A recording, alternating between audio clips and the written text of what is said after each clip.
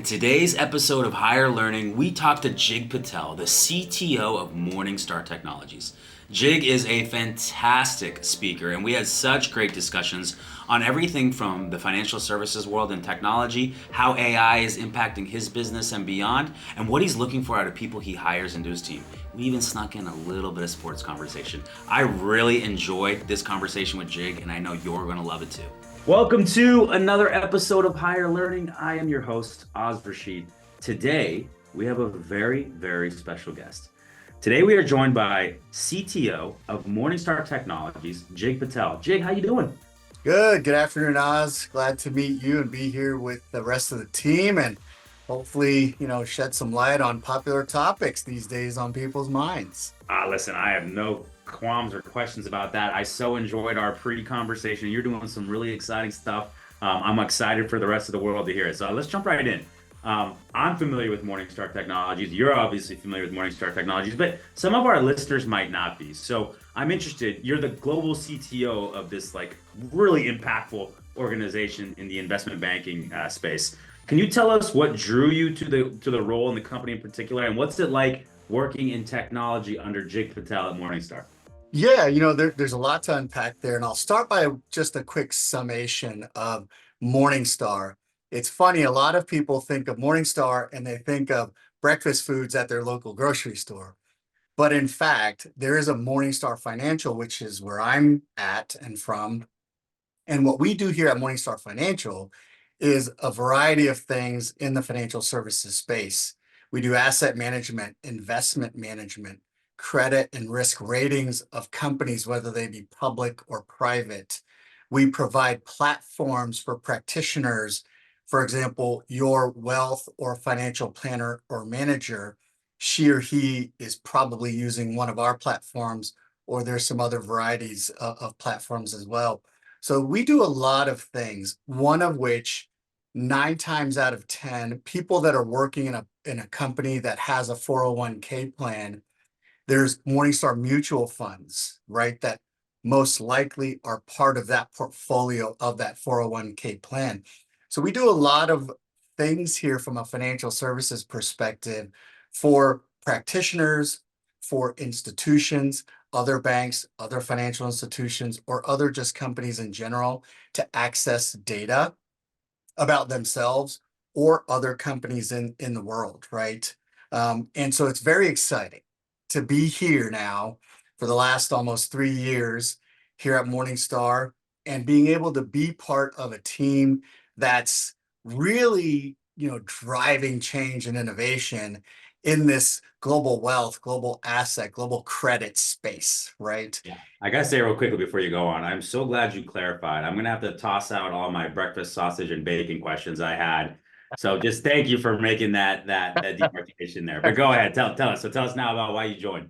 Yeah, no, one of the big reasons that I joined was first and foremost, as you know about me from our previous conversations, the people. The team here is absolutely amazing from our, CEO, Kunal Kapoor, to everybody else that's here at Morningstar. Quick story, Kunal started here at a very young age as a analyst, Mm. and he worked his way up over the course of 25 plus years, and now he's the CEO of the company, right? Absolutely amazing story, right? Great person. He's built a great culture and a great team from him all the way down to any other of our 13,000 plus employees, right? So the team and the people was first. The second thing was the culture, right? Kunal and the rest of the team and the founder, Joe Mansueto, they've built a culture here at Morningstar that really does emphasize, and I know you hear this a lot, in terms of we emphasize culture, we emphasize people. It's one thing to say it, but it's another to actually put it all into action, right? And they've done that here. We've done that here. And we're going to continue to do that here into the future. So those are the two things that really attracted and drove me was the people, the culture. And then thirdly, right, it was the position Morningstar was in when I first was approached by Kunal and the team to come here, where 40 plus year great business. Now here we are at the precipice of what do we do with this business as we look for the evolution of the future of this business. And that was really the third reason, right? They were at a inflection point or turning point of how to really coalesce all of these products that we have, and how do we drive more, if you will, consumerism of Morningstar, the brand. If you in the financial services industry, if you mention Morningstar, everyone will know who that is, right? But as consumers like you and I, we very well know who JP Morgan is, who Bank of America is. Not many of the 350 million just American consumers know who Morningstar is, right? Much less around the world. And Yep. so the goal was really to elevate Morningstar globally, domestically and globally, to a brand that's recognizable to consumers, right? And that's one of the things that myself and many other smart people here are doing to evolve the brand and evolve capabilities for consumers. So, that was the third reason that really drew me here. Yeah, so listen, I mean, if I break that down, it looks like people, it looks like culture, and it looks like opportunity and challenge, right? Of what you're going to be walking into, which kids, if you're listening, those are three great reasons to prioritize any new role and opportunity. If any of those three things aren't lined up, then there's a good chance that the job satisfaction and fulfillment you're ultimately looking for is not going to be there. One thing I'm interested in as an aside, though, is you obviously get a sense of the people, right? At least to some degree in the process, right? The opportunity is laid out there, and you can do a bunch of research and reading on that. But the culture, how in the interview process or even just in your own research did you come to understand what that was? Because a lot of times, to your point, some people talk about it, but not everybody is about it or lives it, right? And so how did you try to determine that before actually starting in the company?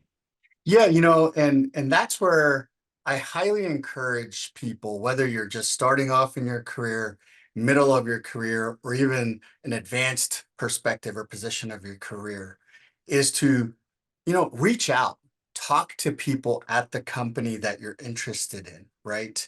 And don't be scared. Let's say you're a new college graduate and you're evaluating whether it's Morningstar, Microsoft, Amazon, you name it, a variety of companies, right? It's okay to reach out to team members there and look on LinkedIn, look at all these tools that we have available to us from a social or other media perspective, right? Reach out to those people and just gain an understanding of what they might be doing and what their position is at the company and how they feel. Ask your friends, ask other colleagues. If you're a new college graduate, ask some of the professors, right? That you've been, learning from for the last several years. I'm sure they will be glad to provide guidance to you. I think that is one of the big things that I would love to get across as part of this is for people to ask and investigate the companies, right? And then most definitely, here we are on a virtual channel right now, right? And a lot of interviewing these days, even for CXO level positions, are initially done via virtual channels. But there is a point at which you will be asked, or if you're not, you may want to ask yourself and say, hey, would you mind if I came on campus, right? Um, and kind of tour the campus, walk the halls, walk the floors, talk to as many people as you can while you're there, right? And I know there are some companies these days that don't have a campus. Even better, though, that will give you an opportunity to ask to meet many different people, even on a virtual channel. And I think that's the best way, right? As we see companies that have a mixture of physical presence, virtual presence, or some that are fully digital, virtual, right? I think asking for an opportunity to speak with as many different people as possible is the best way to understand what is that chemistry, what is that electrification that's in that organization that's kind of permeating through it, and help you understand, can I connect with that energy or not, right? I really love that advice. Like if we look at how discriminate consumers are nowadays, like if you go buy a TV or a car, you're getting all the research, you're Right, understanding everything. I got right. grandma telling me how many pixels the 4K TV has, and yet sometimes I see that people don't make that same effort by making a life-altering decision around joining a new company in a role. And you got to do that same level of research, and part of it is asking for it, putting yourself out there, getting unsolicited responses about what it's like. That is how you know you're going to walk into some, because it's tough in an interview process to know the culture. I do agree that going on site, if they have a campus, really helps, but also speaking to people who are living and breathing it, or maybe not part of that selective interview committee, is another great way to identify things that are going to give you a sense of what you're walking into when you actually start at the company. So you spent your career in financial services, banking, payments. You worked at Fiserv for a while. Obviously, you're at Morningstar now. One of the things that I've always seen whenever I've been working in technology, and our company's been grateful enough to work with Citadel and Morgan Stanley and Blackstone and some of the biggest like hedge fund, private equity, investment banks in the world. But I've always noticed that, particularly in the financial services space, tech is just looked at as different, and it's looked at as, whether it be because of uptime or criticality of data. Like, I just see that financial services technologists are wanted across all industries. And so I'm just interested, what do you think is unique about this space? And what has it meant for your career to spend so much time in this industry? Yeah, I have multiple perspectives on that, right? A lot of it has been when I came out of college many, many years ago, from the University of Tennessee, it was right place, right time, right industry, right? And I kind of just stumbled into the situation. And financial services and when I speak about it broadly in terms of banking, insurance, payments, asset, wealth, credit, all of these different lending, right? There's multiple, if you will, stratifications within even the financial services industry. And so if we talk about it broadly, what's happened is all of these subsectors, if you will, within financial services, arguably for the last 25 to 30 years, have put an emphasis on utilizing and employing technology, right? And it was driven, in my opinion, by two different things. One, right, global economic environmental factors over the course of these last, 25, 30 years. But two, demand from customers and consumers like you and I and people listening, to this broadcast. Consumers demanded a better, flexible, more secure way of handling their personal finances, being able to have access to their personal finances, no matter if they were sitting here in Chattanooga, Tennessee, Toronto, Canada, Mumbai, India, wherever, right? And so what happened was financial services companies begin to, as the technical revolution, begin to just accelerate, finance began to engage and embrace technology and understood, one, we can listen and be able to not just attract, but retain and empower our consumers based off of what they're asking, right? Two, we can utilize this technology to really make our companies much more efficient, stronger, leaner, safer, right? And I think the combination of all of those things has really led to this dramatic, if you will, hockey stick style acceleration for financial services over the course of this many years. And what's happening now, which I'm glad to see, is that my friends, colleagues, and peers in the industry are now being looked at as evolution or innovation experts, right? Mm. And other industries that might be adjacent to us, like healthcare, right? Like bioscience, biopharma, which are very highly regulated, right? Compliance driven, security driven.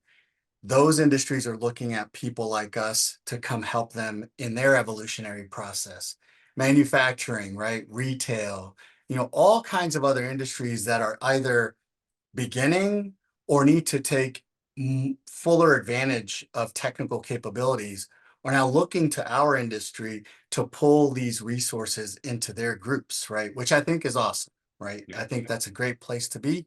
And there's lots of opportunity out there, right, for that. I just think the technology is very bleeding edge. I feel like you've been, I know all of the financial services companies that I've been working with over the last 20 years were calling themselves a technology company way before other companies had already started to make that pivot. And it's just like, I'll give you a little bit of the, how the sausage is made, because we have this big recruiting company over here. Whenever we're working on technology roles and we find somebody that spent some time in financial services and one of these premium brands in this space, we always know that that's going to be exciting no matter what industry we're working in. It's much like marketing for CPG, which is for a long time has always like led the charge around the most Exactly. creative and innovative marketing.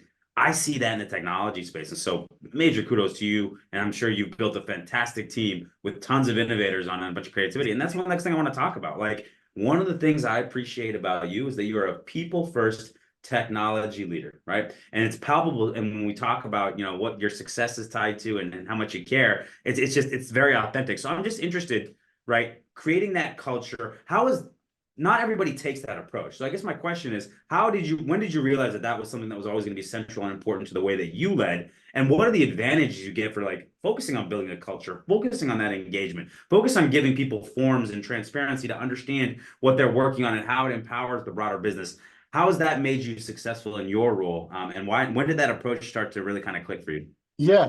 And I think, this recipe of how to really have an organization that's strong and, innovative and collaborative, it's not that difficult, right? And there's many groups and people or companies that have made it really well. And then there's many that have not, right? Um, so I think it is very simple. And why I say that is because at the end of the day, as we had talked about previously, everything starts with people. You can have the most amazing product out there, right? But to get that product to that state, guess what? It starts with the people that you bring in, right? 100%. In any function, and especially, let's say, in this case, the technology functions of a company, right?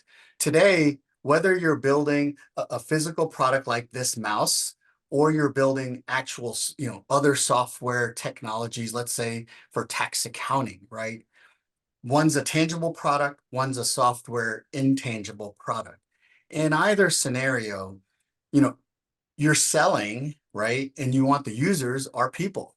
And so the people you bring in and the way you go about that in that humanistic fashion is very important, right?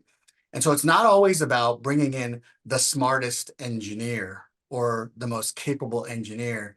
It's really about where we are, in this case at Morningstar, where we were and are in our evolutionary process helps determine and or dictate the types of people we need to bring in different or certain functions, right?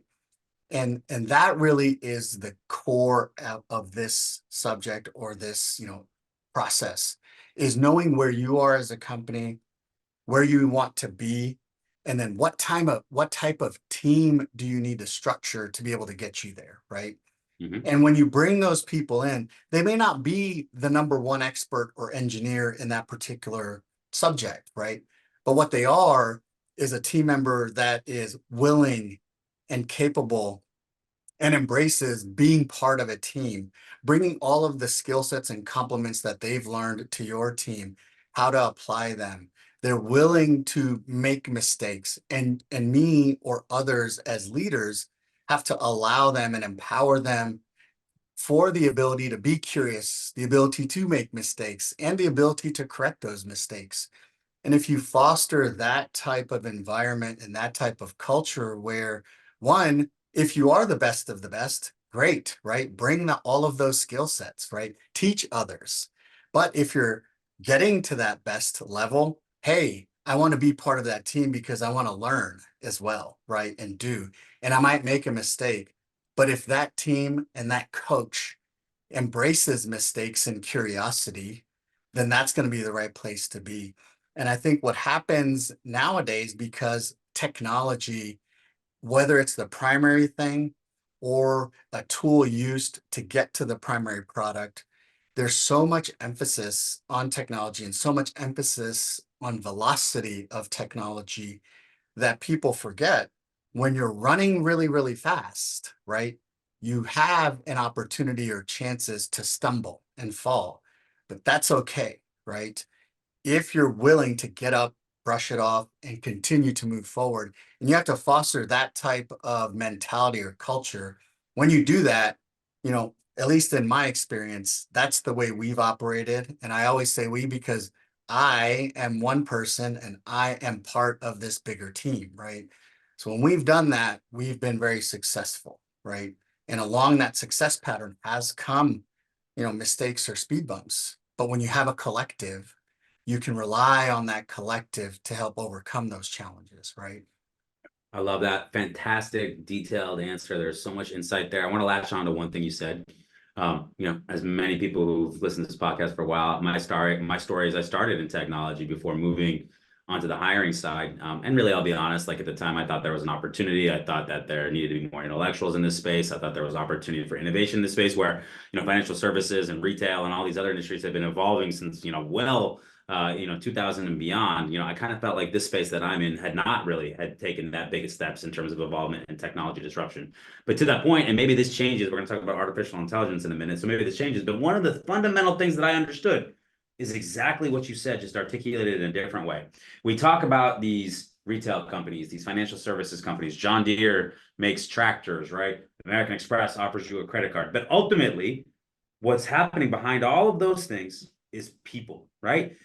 You have a great sales model at a company that took you hockey stick growth. Somebody built that, right? You have an innovative technology that changes the way your consumers interact with your business. Somebody built that, right? That's You have right. this great marketing program that's led to tons of revenue growth, right? Somebody built that. So at the end of the day, we get so lost on the outputs and not the fact that it's people and really talented people who are ultimately building that stuff. And that is why I hate the term people are assets. I'm not saying that, but I'm saying they are your most important commodity in your organization. If That's right. without the best people, you're not going to build the best products. You're not going to have the best customer interactions. You're not going to have any of that stuff. And again, maybe this evolves over time, but that's where it is right now. And that's why I don't think there's a limit to what I'm a little biased, but the amount of resources and investment and time you put into the people that you bring in, how you develop them, how you retain them.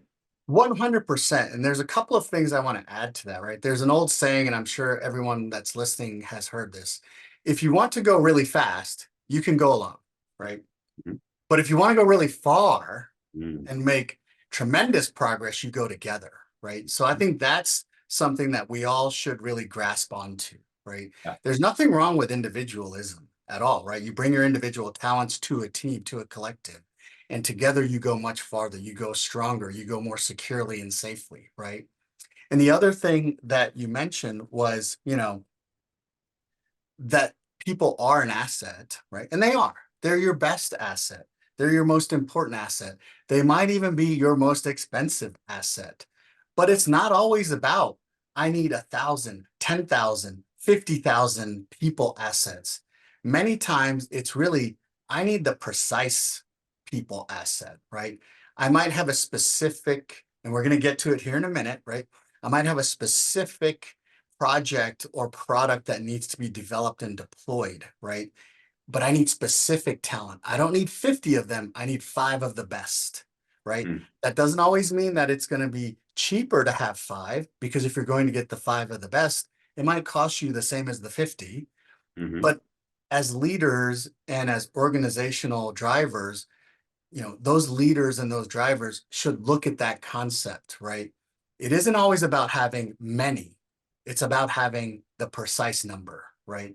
Or Of the right the talent. right fit, right? And Right. and and 100%. And listen, things are going to evolve, right, with technology in the coming, 10 to 15 to 20 years. There's no question about that, but that's not going to change.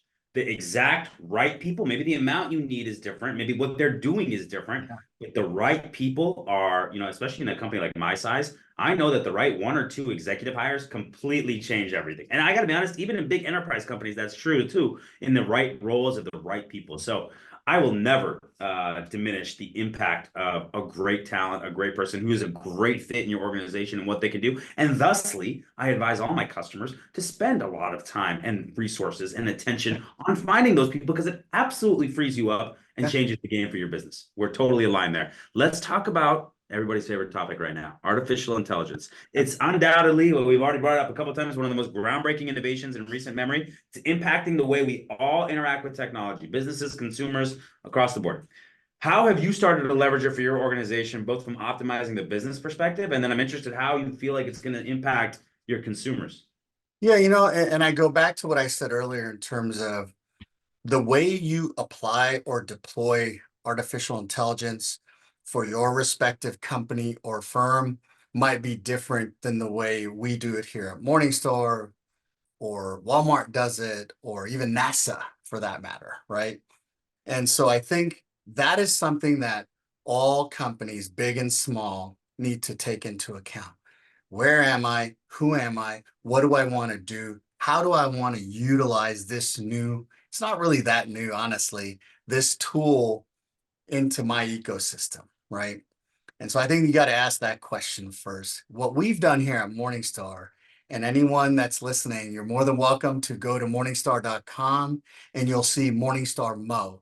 Morningstar Mo is the artificial intelligence that we have built here that helps consumers, it helps practitioners, and it helps the 13,000 plus team members we have here at Morningstar do their jobs really well, right? To empower those cohort groups that we're providing these services for. So that's the way we've done it here at Morningstar. One, looking at artificial intelligence and its capabilities internally, right? How can we utilize this tool internally to help us and empower our 13,000 team members to be smarter, stronger, more practical for their client base? Then we also looked at how does this then go outside of the ecosystem of Morningstar into the hands of consumers and practitioners? How safe can we make it? How secure can we make it? And how actually, focused is it on what they're trying to accomplish, right? You don't want to create an intelligence that just is haphazardly providing information, right, to a consumer. You want to make it to where it's finely tuned, right? Just like, let's say, a sports car or a cycle that you're doing, whether it's mountain biking or road racing, right? You want the right apparatus that's finely tuned to provide you the right results. So that's the way we've done it here. First and foremost, any artificial intelligence capability starts with foundational data, right? You have to provide the correct and safe environment for that intelligence to access that data. And then from there, you can, if you will, tell it, right, or guide it what to do with that data. And I think that if you take that approach, right, starting with the safety and security of your own data as a company, of other companies' data as well, because you have to look at that. And then make sure that who you're serving, why you're serving. And my guidance has been here at Morningstar and to others is start conservatively, start inside, right? Don't try to make some big artificial intelligence splash, if you will, right? Prove yourself, prove your capabilities, right? And also, number one, again, this is relatively new to many companies, right, that are not, if you will, technology focused or enabled. So if you don't have the skill set and if you don't have the tool sets, go outside and ask, right? There are many companies that are established, in the AI and machine learning or automation space. And there are a lot of new entrants as well. So go out there and ask for help, right? To establish how you want to execute your AI programs at your firm. Because a lot of times, again, being so new, the skill set base hasn't grown that much. And that's where hopefully people like yourself will be helping the rest of us in the coming years to find those right people for that team, right? So That's that's my fantastic. advice and that's my guidance, but that's how we've practiced it here. It's really good guidance. I know that there's like founders and CIOs, CTOs who were pulled over to the side of the road and they're writing down notes based on what you said. That is really good, actionable stuff. That makes a ton of sense, Jake. I appreciate you sharing that. I want to ask you one more quick question before we dive into the hiring stuff. I heard you talk about Rocky Top a little bit earlier. Who's your Ah, favorite? Who's your favorite vol of all time? I'm going to say Todd Helton, right? Baseball Baseball player. player, quarterback. Yeah. And quarterback, right? Matter of Yeah. fact, Todd Helton was the backup to Peyton Manning Peyton all those Manning. years. Yeah. Yep. And then I grew up loving college football and football in general. And so I remember Peyton always had trouble beating Spurrier in Florida. And then a year later, maybe you were at school at that time, T. Martin took him to the championship, right? I was. Yes, he did. That's right. Yeah, You know, connected those dots. You love to see it. Cool, man. One of my bucket list items is going to go see a game and go sing old Rocky Top out there. So we're gonna come have to on follow up. up on that. Come on up. I love it. All right, let's talk about hiring. All right, we got to pay the bills here. It's not just Celsius doing that for us, even though they don't know they're a sponsor. So I want to ask you some questions. First thing we're going to start with is this. What is a core hiring philosophy you have around bringing people into your organization? First and foremost is, are they a fit? It doesn't matter how much you know, right? It's how well you fit into an organization, right? How much you have that chemistry with the team, right? You could be LeBron James, you could be a Peyton Manning, right? If we're going to stick with the sports analogies, Michael Jordan, right? Mhm. Who I grew up with. And you could be all the, or, one of my favorite athletes of all time, right? Serena Williams, you Yeah, know, I mean, amazing athlete. But you got to have chemistry to bring that athlete or that person into your organization, right? sure. Um, you want to put them in the position to be very successful, as well as the broader team and as well as the broader organization or company to be successful, right? You don't want to bring someone in and put them in the wrong place, wrong function, and they may be incredibly smart, graduated from the best schools with honors, right? Have lots of experience and skills. But if we bring them in and put them into the wrong situation, we've done a disservice to that person. More importantly, we've also done a disservice to the company that has an impact on a disservice to the consumer, right? So, I mean, it's a chain reaction effect. And so we do have to be very discerning.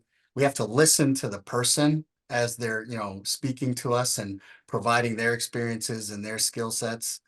We also have to be cognizant as hiring managers, if you will, on saying, oh, wow, Oz I thought I talked to Oz about a software engineering position, but based on the way he operates and the things he's done, he might be better in a different function altogether, right? It doesn't mean that we can't change our mind about Oz and how we bring him into our company. And I think that's where a lot of people, no matter what level you're hiring at, I think you've got to think through that, right? And listen to the candidate, but more importantly, you know, once you've listened and taken your notes, think about how can we best exploit all of those capabilities of that talented individual in our organization. A lot of times I've interviewed people that I thought I was going to bring in as, senior vice president or CTO of a certain situation. And I was like, wow, that person, she's really capable of more or something totally different. So let's talk to her about that and see if she actually has interest in that because she mentioned that to us in the conversation, right? And if there is a match and a fit, why not use their capabilities something for something different? Yeah, I want to first off, I want to thank you because you understand the importance of hiring and more importantly, bad hiring and the butterfly effect that'll have on your organization, on your customers, and on that individual, right? Because we don't want them to be somewhere where they don't feel like it's the right match. So I think it's important to take that level of discerning amount of kind of reasoning before bringing somebody in and really putting that much thought into it. So I love that. And then we say something here at MSH, fit is it. And what it really comes down to is like I'll use a dating analogy since we've been using some sports analogies, right? Listen, I might be a pretty great guy, but that does not make me right for many, many, many women out there, okay? But for my wife, I'd like to think it's a great fit because the things that are important to her are important to me, and the things that she wants, the things I have, and vice versa, and all that good stuff. It's about fit. It's the same thing with a company, right? There's no such thing as the ideal employee. There's no such thing as the ideal company. There is ideal fit between those two things. But one person who's a rock star here might completely struggle or fail in another organization company opportunity. So it's really important to understand that kind of matching that puzzle piece nature of the fit. So totally spot on there. I Um, 1000 agree yeah, with you, go ahead. 1000% agree with you on that. And my apologies for interrupting. This is a relationship, right? Whether it's a marriage or dating or whatever, it is a relationship. And in a relationship, how you fit together is paramount, right? And guess what? Relationships also are work, right? Mhm. While you do fit together, you still have to work at things together, right? Mhm. And just like in relationships, some things go well, some things don't go well, Yeah. right?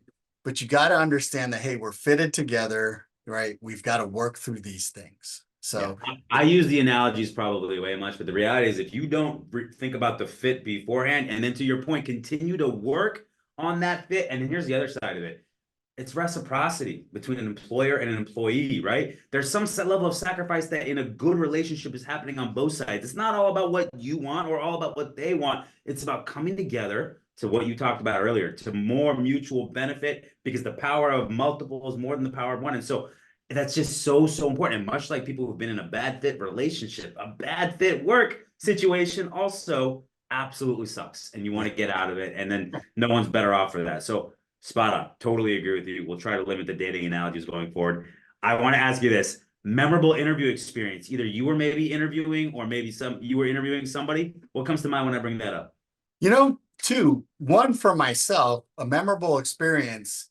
I was sitting with the CEO of a company and a couple of board members too, and we're at a lunch, uh, and I spilled a whole glass of soda on a white shirt that I was wearing at the time. Oh Although man. we don't really tend to do that anymore, right? Thank Right. goodness. Um, and they were like, you know what? Don't worry about it. Let's walk over because we were at a club, a golf club, and they were like, well, let's walk over next door and we'll just, get a different shirt so that you don't feel embarrassed, if you will. Sure. And it was a great opportunity and experience to be sitting with these folks that I was trying to become a fit for, right? Yeah. But my clumsiness and my human aspect or human nature of things, right, happened. That happens to all of us. Just so happened in this particular situation. And I was so pleasantly surprised at their humanistic response. Don't worry about it, man. Let's walk next door. You can get a different shirt if you want, and we can continue this, right? Yeah, that says a lot about them, but it also says a lot about you. Actually, I have my favorite things I like to say. I just said this about a situation that didn't go well with a customer a little bit earlier today. Every bad thing that happens is another opportunity to rewrite a happy ending. And so what's amazing is that falls there, right, on you, and you got soda on you, and you're uncomfortable. You're like, oh my God, I just did this in front of these people. And many, many, many, many people will either get embarrassed or ashamed or like whatever. They won't handle the situation well. But that adversity happening right in front of you, right? And you handling it in a way that shows savviness and shows aplomb. That among any other thing you got interviewed for probably showed what you're like when you know what hits the fan. And so that's a Yeah. great opportunity for you to show, you know what, this didn't go perfectly, but here's how I handle these types of And, situations. and it kind of like diffused the situation a little bit in terms Sure. of, I was able to make light of myself. We actually kind of discontinued just having a lunch. We went to the pro shop. I got a different shirt, and we actually walked around the facility and just talked, right? Yeah. Which I was want great. to know what every listener, I want to know what every listener's thinking right now. Who paid for the shirt? I did. You did. Okay. Okay. Listen, I was going to say, if they paid for the shirt, they're really No, going no, above and beyond with no, no. candidate experience. I don't want any preferential treatment. So I did, not a problem. Love it. It was my mistake. So, but it Love it. it turned out to be an unusual interview, right? Because we really walked around this facility that had great gardens and things like that. And rather than being so formal, it became informal and very, if you will, conversational, right? And so from the other aspect, when I was interviewing a team member, a potential team member, she happened to be, you know, pregnant at the time and super unusual, right? She began to have some discomfort and I was like, "Hey, what what's going on, right? Are you okay?" And so come to find out we had to stop because this, young lady had to leave the interview and go have a baby, right? I mean, how unusual is that, right? I I've don't never gotten that before. I thought you were going to tell me that, like, I don't know, you helped deliver the baby or something. So I'm glad she got out of there and made that happen. That's a good thing. So what happened? So, like, did she come back? Did she get the job? She interview again? Like, how'd it go? So the young lady did go off, have her child, and we stayed in connection with her because we were very interested in her for the position we were hiring for. And we did, in fact, about 4 or 5 months later, hire her onto our team in a different function, different scenario that was, since her personal situation had changed, right? It was a better fit for her and for us for that matter, right? And so, the stars did align and we were able to acquire this person onto our team. But I've never had that happen before. You hear of things or you see this in movies where, a police officer or someone delivers a baby in the middle of a field or a car or something like that. I was like, some of that was running through my mind and I was Yeah, like, oh my I got to gosh, get her out of I need here. What's the help. expressway look like right now? Yeah. Oh Um, man, that's amazing. So yeah, we had two different types of adversity, and it looks like in one situation you handled it well. It sounds like in this situation the young lady handled it well. That is awesome. I yeah. appreciate those stories. What's a favorite question you like to ask in an interview? You know, My favorite question in interviews, it's not really, I guess, a question, and it's not really about professional types of things you've done. It's really about like who are you? What drives you, right? Forget about, and I say this straight to the candidates. Don't worry about your work experience. Tell me about what really drives you. Like what do you want to do?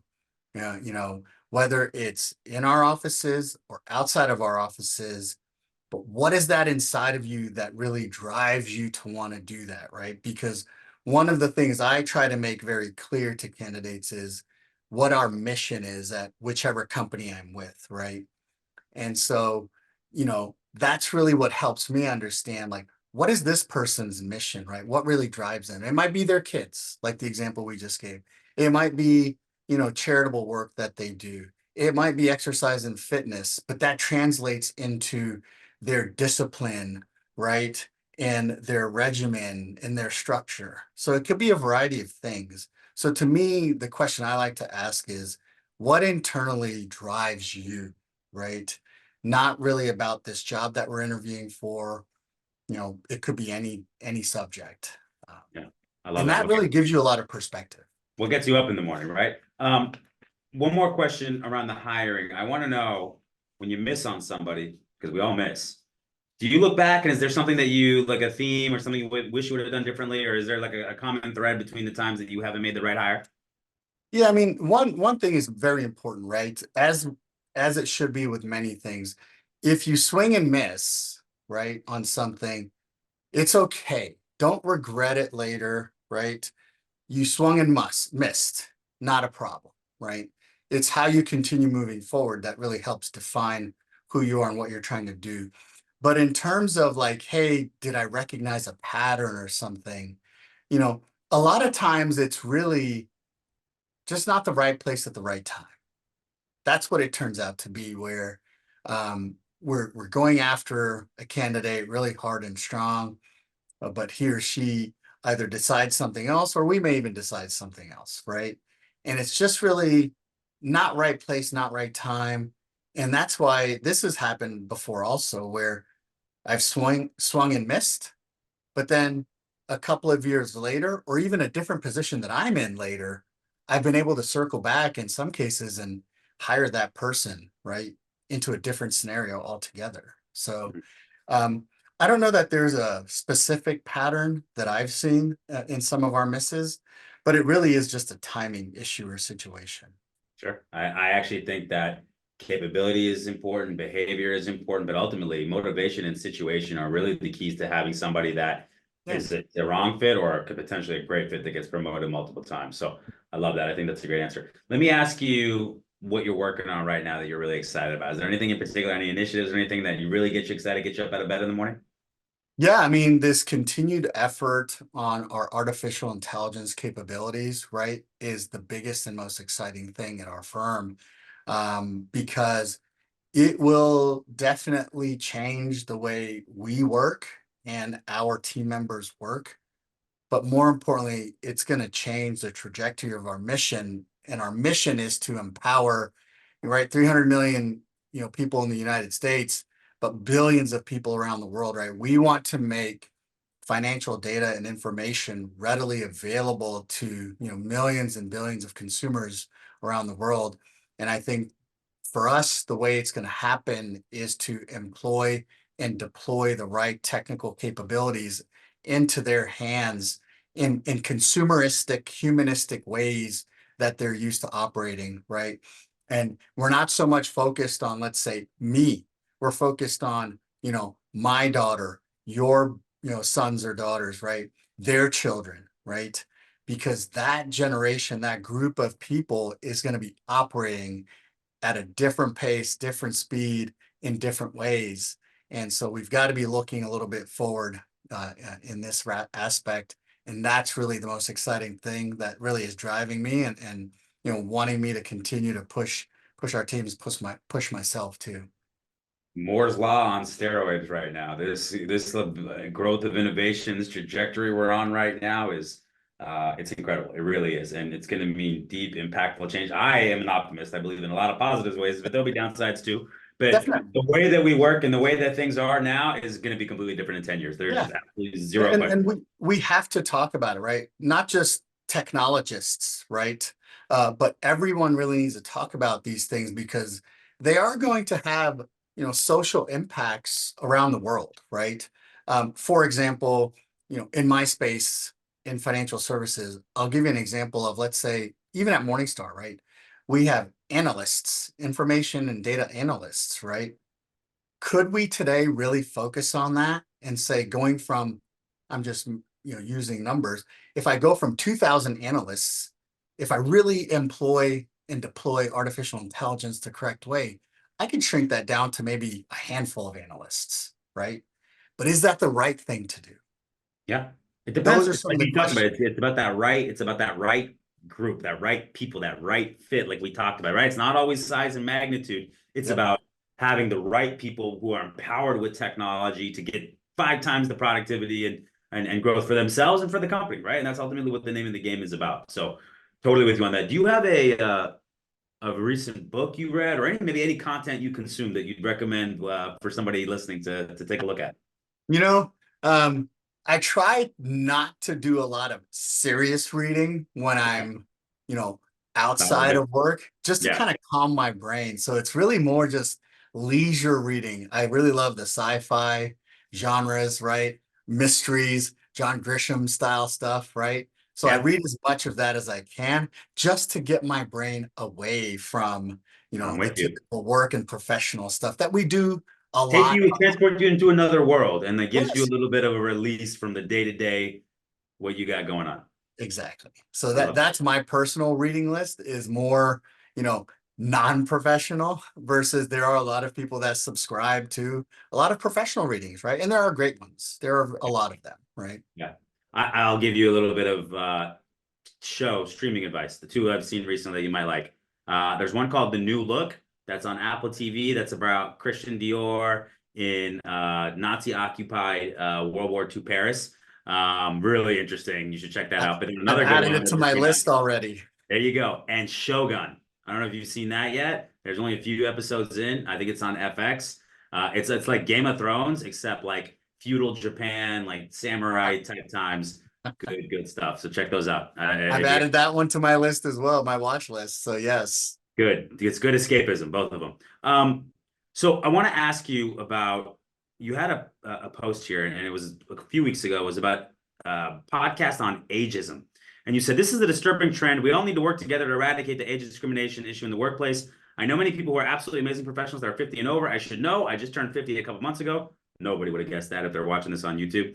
I know how intelligent, current, credible, capable, and excited I am about working, collaborating with my colleagues. I promise you at 50, I can intellectually and physically run circles around younger professionals. Why were you so passionate about this? Was this something that you saw and took personally, or is this something that is something that you see in companies and you're upset about it?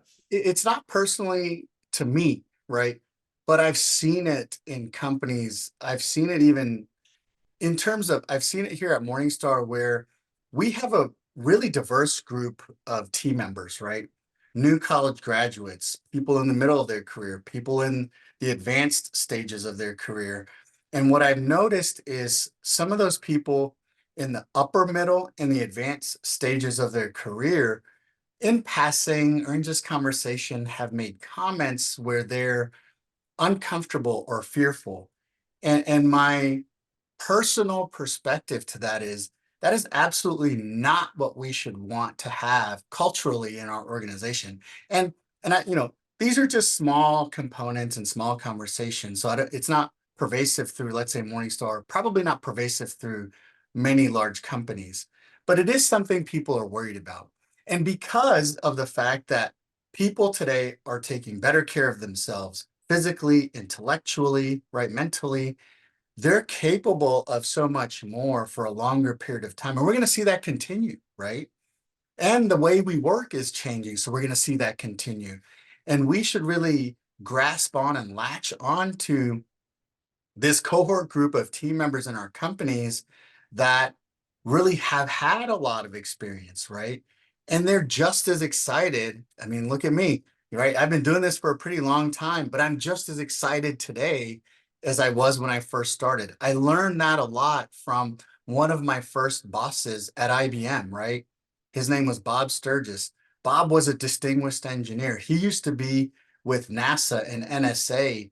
And when I connected with Bob, he was on that upper end of his career perspective, right? And Bob was just as excited, right, as any new leaders or people entering into IBM about technology, about changing things, and about, creating and deploying new products. So I learned it firsthand a very long time ago, right? And I've kind of tried to continue to grow that in our teams, right? I don't care what age spectrum you're in, right?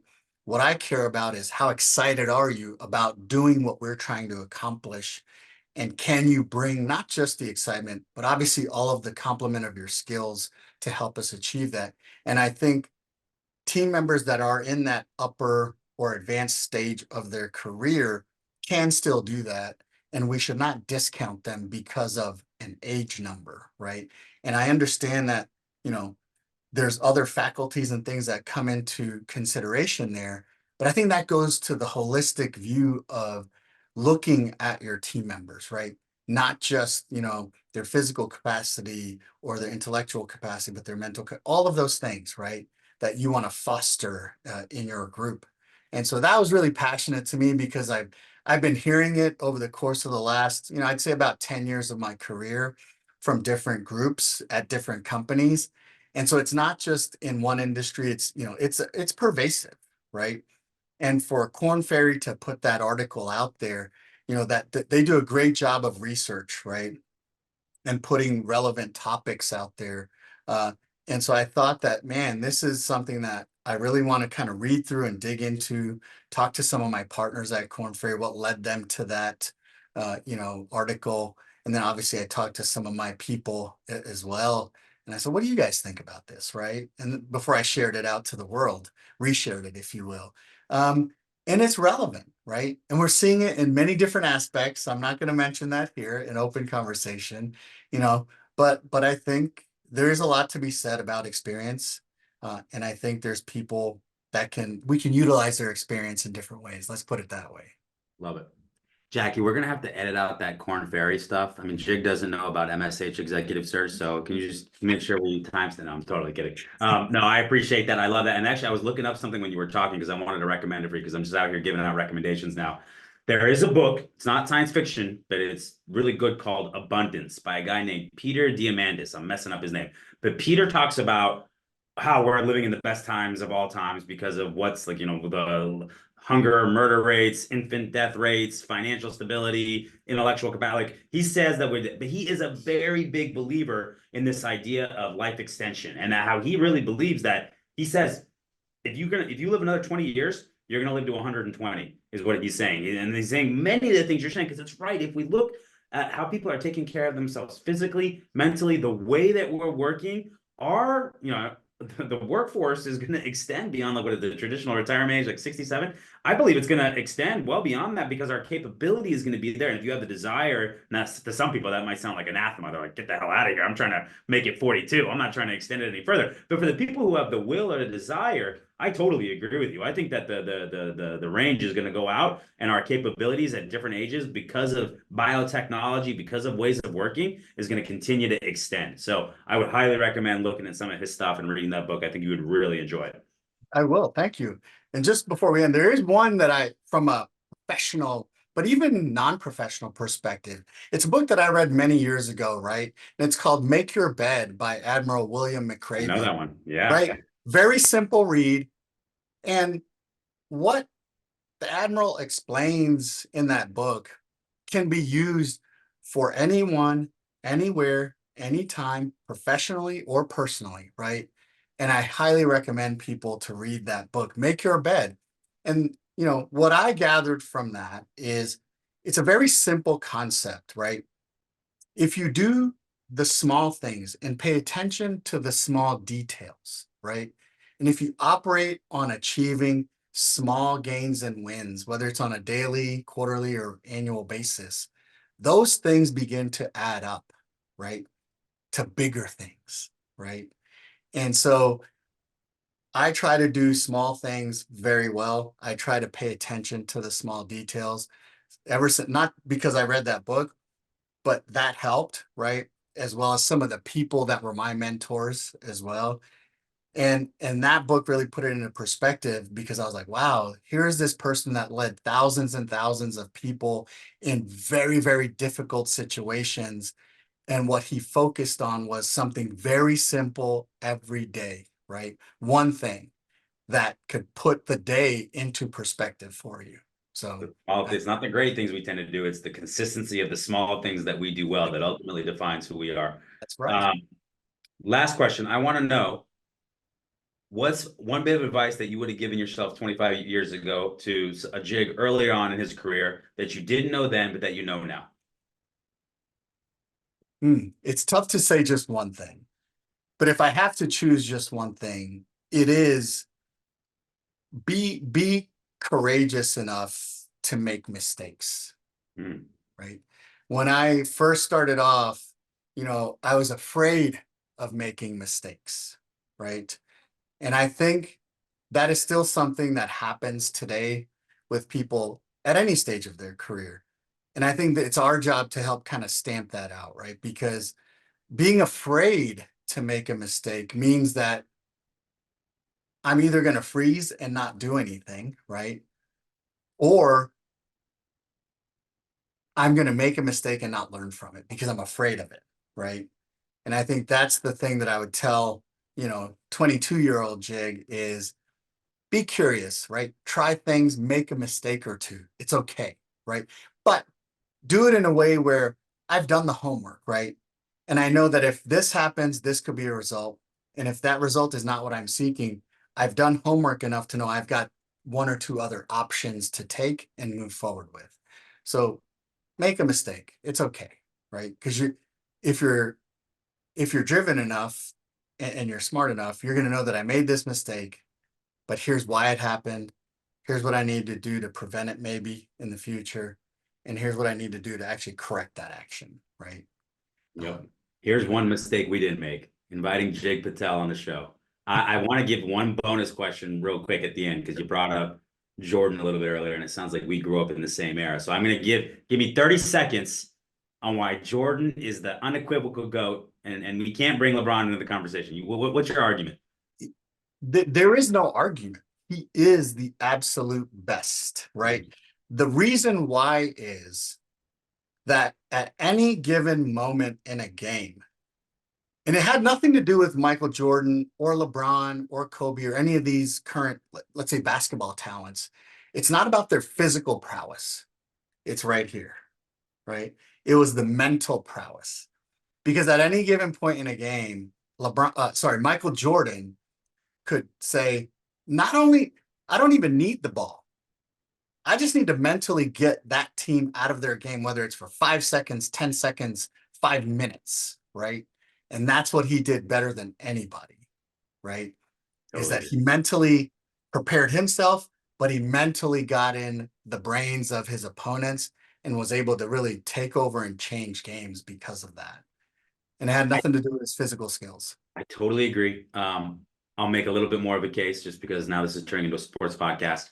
Um, I grew up in Jordan. I have all these youngins in my life that work here and they want to tell me LeBron's the GOAT and they point to all his accolades. And here's what I'll tell them. Number one, the ultimate winner in my life is Michael Jordan, the most transcendent sports star who's came across marketing and different things. And like he was at one point the most famous person in the world. There was kids in Rwanda who knew who Michael Jordan was, right? Sure. When he was at his peak. He never even got to a game seven. Okay, he only took him to game six. He wouldn't even let happenstance happen in a game seven where something could go wrong. He would Yeah. always make sure it was iced before then. And I was actually listening to a podcast. I've never seen somebody so rise above their peers that everybody in the most cutthroat of competitive environments of the greatest athletes of the world were so deferral to, yeah, he was the man and there's nothing we could do about it. I heard a podcast with Jamal Mashburn the other day, and they were talking about how, they had two three-peats, right? And he retired in that 2 years. And Jamal was saying, well, can you imagine somebody came back after 2 years playing another sport and scored 55 points 3 games in? Like, that's part of it. And so the host was like, yeah, but you know what? It's kind of hard to say that he would have won 8 championships. I think they would have been exhausted. And Jamal Mashburn, who played against him, was saying, I don't know. I'm pretty sure he would have gotten 8 championships. Like he was that good. For somebody who was, a somewhat of a peer in that time to just be Yeah. so deferral and say, that's the guy, and we just couldn't get through him, and it didn't matter, right? Like we knew showing up that we were playing for second place. That to me is a He- crazy amount of respect. So it'll the kids will never understand. They can watch Last Dance, but they never understand how it was when it was happening at the time. What we saw. I was a Suns fan, and so they took my heart out, and and we knew it was going to happen. And Kevin again, like Johnson and Charles Barkley, you know. yep, and he passed the ball to John Paxson. He made that three and broke my little 12-year-old heart. So that is all we've got on sports. I think Jig and Oz, the sports podcast, that's coming soon to I think that we should start that, you know, let's let's do do it. this. I mean, two great names, two great knowledge of sports. I love it. Jig, I appreciate you coming on, man. I'm looking forward to staying connected. Thanks for a great conversation, and looking forward to people getting to hear this episode. Absolutely. Thanks, Oz, for the opportunity. And thank you for all the listeners. Hopefully, you know, some of the experiences that I've had will help translate to you. And, you know, away we go. Let's I'm continue. positive that's the case, man. Thanks again. All right. Bye, everyone.